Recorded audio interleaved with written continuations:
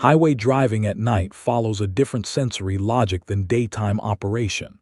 When traffic thins and visual input decreases, experienced truckers shift their attention toward sound, not background noise.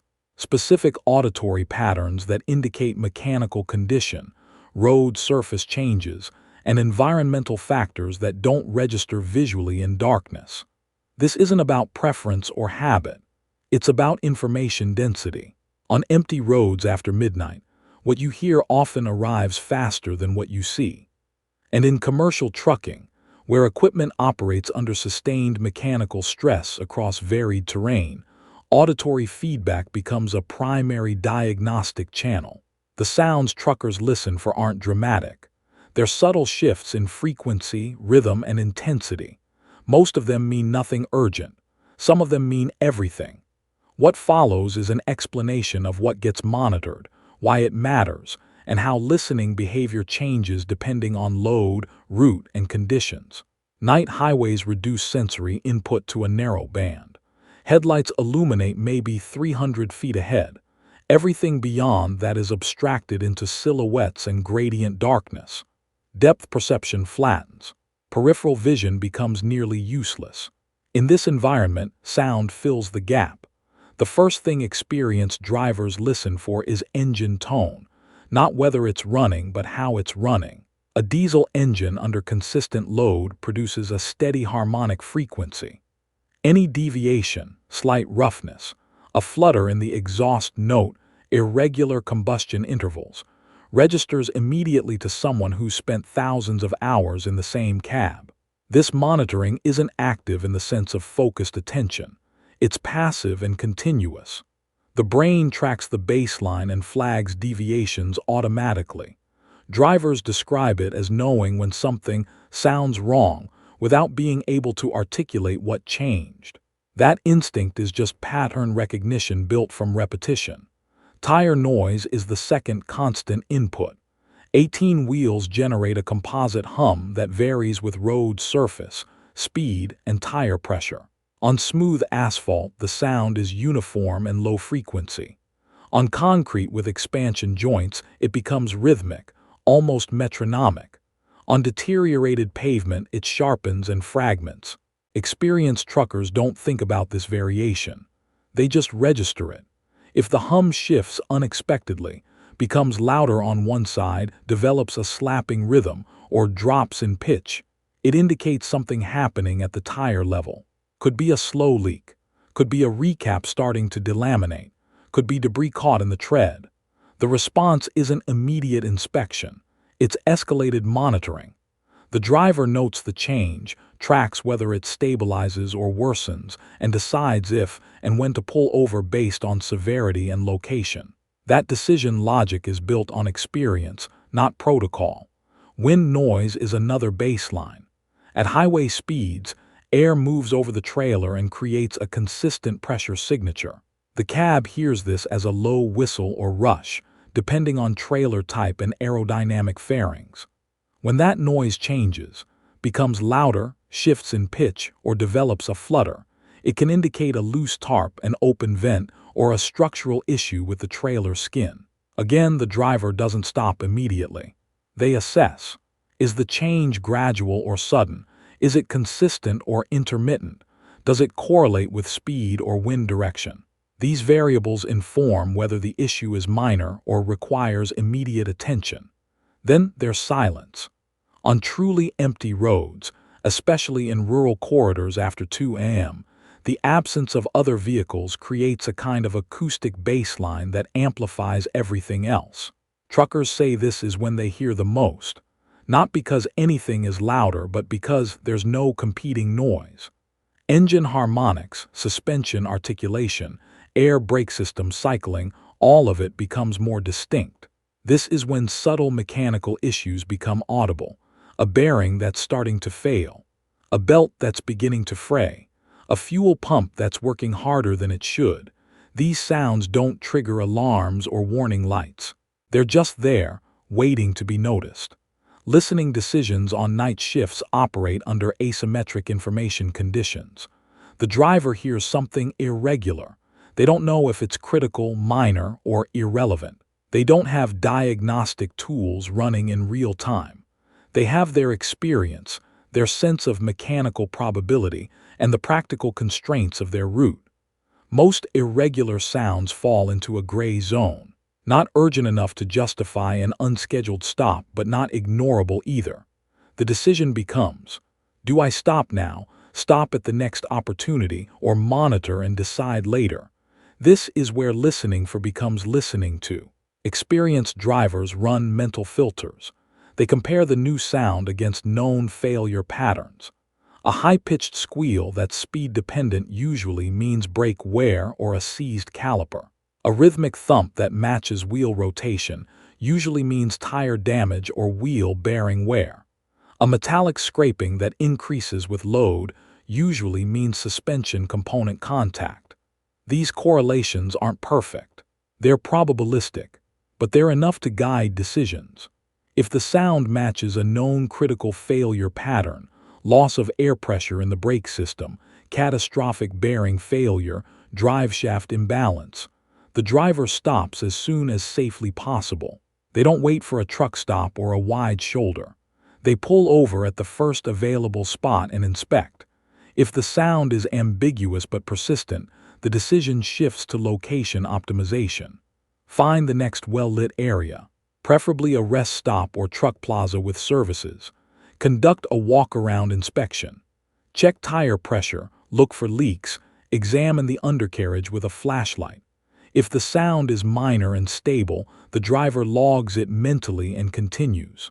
They'll mention it during the next scheduled maintenance or when they swap out at a terminal, but they don't interrupt the route unless it escalates. This triage system exists because stopping carries costs. Time lost, schedule disruption, potential breakdown in an unsafe or inconvenient location. Experienced drivers weigh these costs against mechanical risk constantly. They're not reckless. They're pragmatic. There's also a listening hierarchy based on speed and load. At lower speeds, climbing grades, navigating mountain passes, engine sounds become more important. The driver listens for overheating indicators, transmission strain, turbocharger lag. These are conditions where mechanical stress peaks and failures are most likely. At higher speeds on flat terrain, tire and suspension sounds dominate.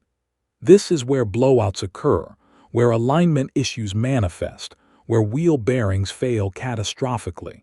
Under heavy load, everything amplifies. The engine works harder, brakes heat up faster, suspension components flex more. Sounds that would be barely noticeable with a light load become obvious. Drivers adjust their listening sensitivity accordingly. And there's weather. Rain creates acoustic masking. It drowns out subtle mechanical sounds and forces drivers to rely more on vibration feedback through the steering wheel and seat. Wind does something similar but differently. It shifts the acoustic environment unpredictably, making it harder to establish a stable baseline. In these conditions, experienced truckers listen for deviations from their adjusted baseline. They don't expect to hear everything. They listen for what rises above the noise floor. The rules about what to listen for aren't documented in training materials or company handbooks. They're transmitted through observation, repetition, and informal mentorship. New drivers are told to pay attention to how the truck sounds. That's about as specific as it gets. The rest is pattern accumulation over thousands of miles.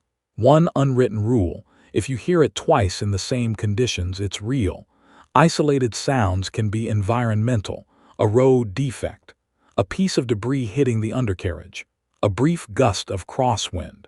If the sound recurs in similar conditions, same speed, same load distribution, same road type, it's mechanical. Another rule: never ignore a sound that changes with throttle input. Engine load directly reflects mechanical condition. If a sound appears when you accelerate and disappears when you coast, it's linked to drivetrain stress. Could be a failing U-joint. Could be a clutch plate slipping. Could be a transmission bearing starting to wear. These are not sounds you defer. A third rule: listen to the silence after you stop. When the engine shuts off, metal components contract as they cool, fluids settle, pressures equalize. Experienced drivers sit in the cab for a few seconds after shutdown and listen to how the truck settles. Unusual ticking, hissing, or dripping can indicate problems that aren't obvious while running. Then there's the rule about listening at idle. At rest stops, some drivers leave the engine idling for climate control or auxiliary power. This is when they listen for vacuum leaks, accessory belt wear, and cooling system issues. The absence of road noise and wind makes these sounds easier to isolate. Another unwritten rule concerns Jake brakes and engine retarders. Compression braking systems produce a distinctive bark or stutter when activated. Drivers listen for consistency. If the retarder sounds uneven, misfiring, or only engaging on some cylinders, it suggests valve train issues or control system malfunction. This isn't a safety-critical failure, but it's a maintenance flag. One more, listen for what the trailer is doing. Refrigerated trailers have compressors and fans. Flatbeds have chains and binders. Dry vans can develop panel resonance. Drivers learn the normal acoustic signature of their trailer type and notice when it deviates. A refrigeration unit that's cycling too frequently. A chain that's come loose and is dragging. A panel that's vibrating against the frame. These sounds don't come from the truck itself, but they're part of the operational environment. Ignoring them leads to equipment damage or cargo loss. There's also the principle of auditory hierarchy. Not all sounds carry equal weight. Brake system sounds override everything else. Air pressure loss or brake drag gets immediate attention. Engine sounds come next. Tire sounds are third. Everything else is situational. This hierarchy isn't arbitrary. It reflects failure consequence. Brake failure can be catastrophic. Engine failure can strand you. Tire failure is inconvenient and expensive but usually manageable. Other failures are operational issues, not safety issues. Experienced drivers internalize this ranking without conscious thought. When multiple irregular sounds present simultaneously, which happens during equipment degradation, they prioritize based on risk and consequence, not volume or frequency. When listening protocols are followed consistently, maintenance issues get caught early. A bearing that's heard at the early friction stage gets replaced before it seizes. A tire developing irregular wear gets rotated before it blows. An exhaust leak gets patched before it becomes a structural failure. These interventions prevent expensive breakdowns and extend equipment life. When listening is ignored or deprioritized, failure modes escalate. A noise that was barely audible becomes a catastrophic mechanical event. A minor vibration becomes a driveshaft separation. A subtle whistle becomes a brake chamber rupture. The difference isn't always dramatic, but it's consistent. Operationally, drivers who listen well spend less time on roadside breakdowns. They schedule maintenance during downtime rather than during active routes. This keeps them on schedule and reduces the operational chaos that comes with unexpected failures. There's also a feedback loop. Drivers who listen carefully develop better mechanical intuition. They learn to differentiate between sounds that matter and sounds that don't. Over time, this reduces false alarms and improves decision accuracy. They stop less often for nothing and catch more real issues before they become critical. For fleet operators, this translates into lower maintenance costs and higher equipment availability. Drivers who can diagnose issues audibly reduce the need for emergency service calls and off-route towing. The inverse is also true. Drivers who don't listen, either because they're distracted, fatigued, or inexperienced, contribute to higher failure rates and more frequent breakdowns. Their trucks spend more time in the shop and less time generating revenue. From a safety perspective, auditory monitoring catches issues that don't trigger dashboard warnings. Most modern trucks have extensive sensor arrays, but not everything is monitored electronically. Mechanical wear, fluid leaks, structural vibration, these often present as sound before they present as sensor data. Listening fills the gap between sensor coverage and mechanical reality. The acoustic environment of night shift trucking operates as a continuous diagnostic channel. What experienced drivers listen for isn't exotic or mysterious. It's the same mechanical information available during the day, just more audible and less visually obscured. The skills involved aren't innate. They're built through repetition and exposure. The logic is straightforward. On empty roads with minimal external stimuli, sound becomes the primary feedback mechanism for equipment condition. Drivers learn to separate signal from noise, prioritize based on risk, and act on information that matters. These patterns make sense only from inside the work. From outside, it looks like instinct. From inside, it's just systematic attention to consistent inputs. The roads stay empty. The engines keep running. The listening continues.